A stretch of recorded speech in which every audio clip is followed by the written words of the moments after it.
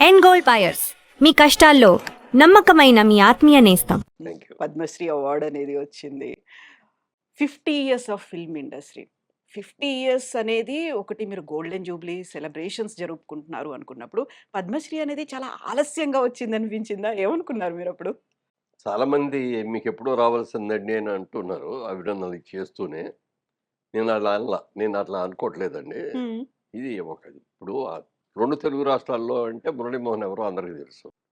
కానీ భారతదేశం మొత్తంలో 140 కోట్ల మంది జనాభాలో నేను ఒక నల్లపూసని. అంతే కదా!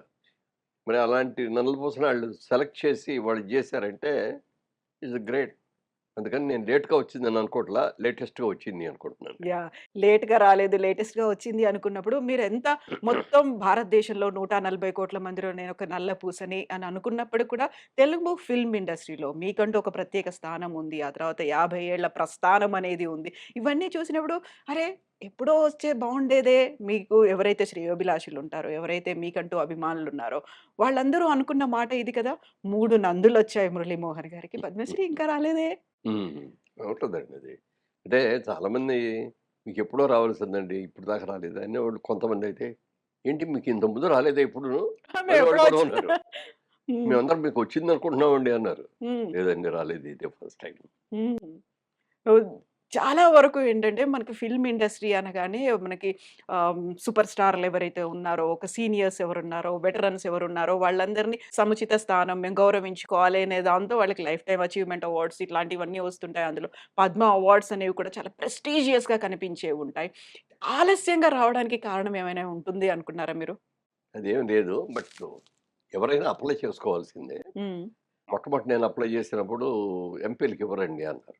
అప్పుడు నేను అప్పుడు మీరు హ్మ్. పొలిటీషియన్‌గా ఉన్నారని. ఇవ్వకూడదండి ఎంపీలు నాట్ ఎలిజిబుల్ అండి అన్నారు. సరే మానేసాం అయిపోయింది. తర్వాత ఒకసారి చేసాం. అది అంతా అయిపోయినట్టే అనిపించింది. హ్మ్. ఇక్కడి నుంచి పోలీసు మామూలుగా అంతా అయిపోయిన తర్వాత ఎంక్వైరీ అంతా అయిన తర్వాత పోలీసుకి ఇది పంపిస్తారు. ఈయన మీద ఏమైనా కేసులు ఉన్నాయి ఏంటి కేస్ రిపోర్ట్స్ అని. వాళ్ళు ఎక్స్ట్రార్డినరీగా రాసి ఆళ్ళే ఫోన్ చేసి చెప్పారు నాకు. హ్మ్. ఏవండీ ఇట్లా మాకు వచ్చిందండి. మాకెప్పుడు ఫైనల్‌లో వస్తది. వచ్చింది. మీ గురించి చెడు రాయడానికి కూడా మా దగ్గర ఏమి లేదు. చాలా ఫెయిర్‌గా బ్రహ్మాండంగా రాసామండి. ఒక క్లీన్ చిట్ ఉందండి. క్లీన్ చిట్ ఉందండి అని అప్పుడే అభినందించేశారు. హ్మ్. మీకు డెఫినిట్‌గా వస్తుందండి అని ఊరుకున్నా. ఊరుకున్నా కానీ ఎవరి దగ్గర అనలా. అది ఇట్లా అన్నారనేది కూడా. కానీ ఇది అలా. హ్మ్. ఏ ఇయర్ అది? ఎప్పుడయింది? ఏ హీరో గుర్తులేదు. 3 ఏళ్ల క్రితం అనుకుంటా. ఓకే. 3 హ్మ్. ఏళ్ల క్రితం. సరే మనకు రాసిపెట్టలేదులే వద్దులే దాని గురించి మానేద్దాం అనుకున్న తర్వాత ఫ్రెండ్స్ అందరూ కొంచెం మనం చేయలేదు ఇంకొకసారి అప్లై చేయండి. సరే లాస్ట్ అండ్ ఫైనల్ ఇది. మూడోసారి అన్నమాట ఇది. మూడోసారిగా అప్లై చేశాం. అలాంటి సెంటిమెంట్ ఉందా మీకేమన్నా? అలా అని మూడోసారి కాదు. అలాంటిది? అది అలా సెంటిమెంట్ ఏం కాదు కానీ, ఈసారి కూడా రాకపోతే ఇక అసలు ట్రై చేయొద్దు అని అనుకున్నా. హ్మ్. సరే అప్లై చేసాం. రోజు మార్నింగ్ టైము వాక్ చేస్తున్నా. జనరల్‌గా మార్నింగు 6-7 వాక్ చేస్తా ఉంటా. వాక్ చేసేటప్పుడు ఫోను జేబులో ఉంటది. ఎందుకుంటదంటే కాల్స్ కోసం కాదు. హ్మ్. మన కౌంట్ కౌంట్ చేయడానికి ఎన్ని వాక్ అడుగులేసారు? ఎన్ని అడుగులేసామనే కౌంట్ వస్తది. అందుకని పెట్టుకున్నా. వస్తే ఏదో ఫోన్‌లో వచ్చింది. ఫోనొస్తే తీసి చూస్తే అన్‌నోన్ నంబర్. పేరు లేదు. వదిలే అని లాక్ జేబులో పెట్టేసుకున్నా. హ్మ్. మళ్ళీ వచ్చింది.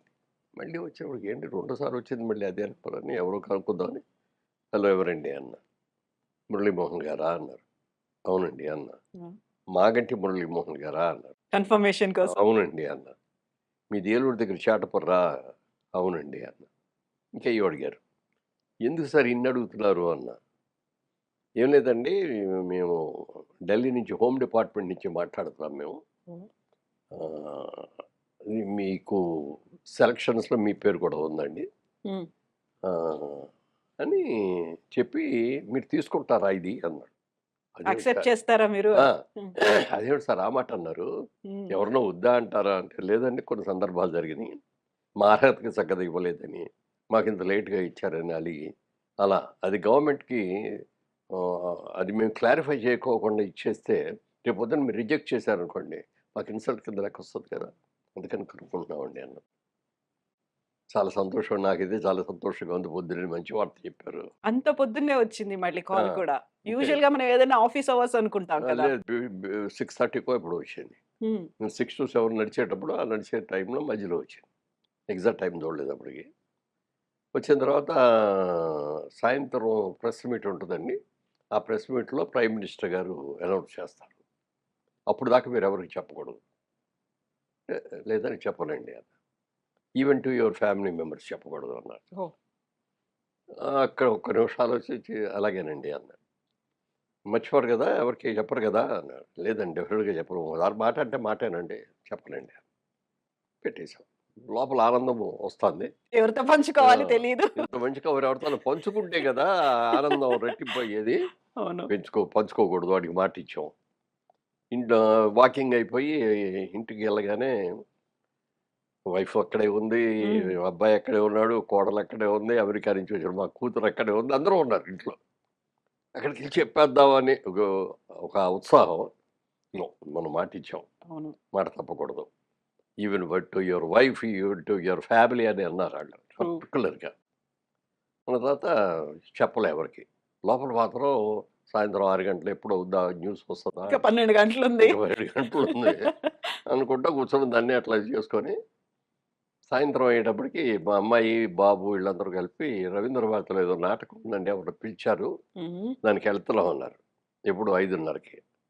వెళ్ళొద్దు బాబు ఉండండి అనంటే ఎందుకు అనంటారు. హ్మ్.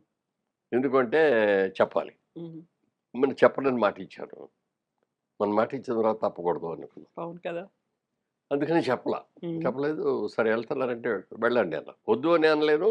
అలా అని చెప్పను లేను. సరే వెళ్ళండి అన్నాడు. ఒక సంకట పరిస్థితి అక్కడ. ఆ!